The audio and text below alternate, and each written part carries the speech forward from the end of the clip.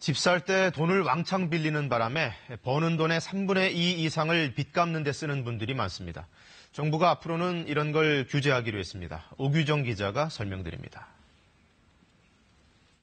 지금까지 대출은 대부분 담보만 충분하면 가능했습니다.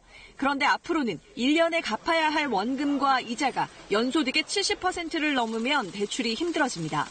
원리금을 계산하는 대출에는 주택담보대출은 물론 예금담보대출이나 신용대출 등 모든 대출이 포함됩니다.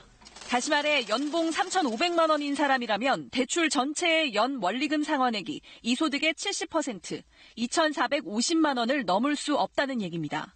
예금이나 전세보증금 등 담보로 잡힐 재산이 있더라도 추가 대출을 받기는 힘듭니다. 물론 DSR 비율이 높아도 은행 자율에 따라 대출이 가능하긴 합니다. 그러나 2021년까지 현재 은행 평균 52% 수준인 DSR 비율을 40%로 낮춰야 하는 시중은행으로서는 깐깐해질 수밖에 없습니다. 그래서 소득이 없는 노령층이나 소득을 줄여 신고한 자영업자들, 이미 내 집 마련을 위해 대출 한도를 채운 사람이 급전이 필요하면 다른 방법을 찾아야 합니다. 연금 받으시는 분이 뭔가 돈이 필요한데 일시적으로 필요한 연금을 통째로 내야 되는 경우 일시적인 대출 수요에 대해서 그런 것들을 소화할 만한 부족할 수 있다는 얘기죠. 임대사업자의 경우 임대소득 대비 이자 비용인 RTI 비율이 기준에 못 미쳐도 예외적으로 대출을 해주던 관행은 전면 금지됐습니다.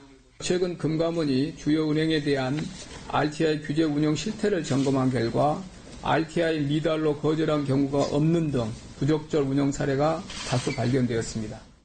다만 임대료 상승을 우려해 주택 1.25배, 비주택 1.5배 기준은 유지하기로 했습니다. KBS 뉴스 오규정입니다.